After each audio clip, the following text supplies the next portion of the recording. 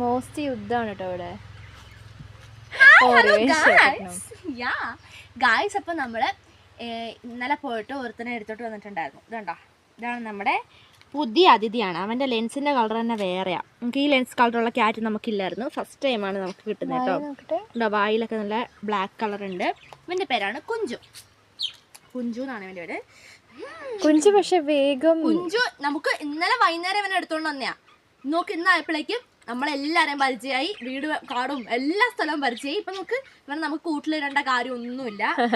എല്ലാവരോടും ഇണങ്ങി അവൻ മിടുക്കനായിട്ട് ഇരിക്കാണ് കേട്ടോ. അവനല്ല അവളാണ്, പക്ഷെ നമുക്ക് അവനാണ് കേട്ടോ. ഓക്കെ ഗായ്സ്, അപ്പൊ നമ്മളെ വയനാട്ടിലേക്ക് മോസ്റ്റ് തണുപ്പാണ്. നമ്മളെ വിഷയത്തിൽ നിന്ന് മറന്നു തെന്നിമാറി. അപ്പം തണുപ്പുണ്ടെങ്കിലാണ് നമുക്ക് നന്നായിട്ട് ഉറങ്ങാൻ പറ്റുമല്ലോ.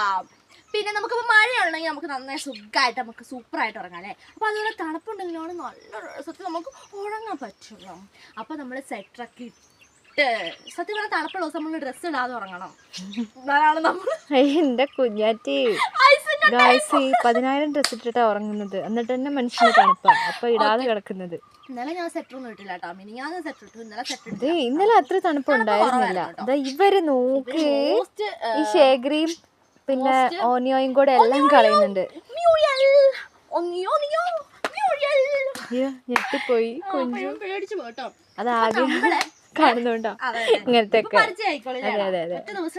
ഒരു ദിവസം ആയിട്ടില്ലേ അവനെ കൊണ്ടുവന്നിട്ടില്ലേ. അതെ, ഇന്ന് ഈവനിങ് ആകുമ്പോഴാണ് ഒരു ദിവസം ആവുള്ളൂ.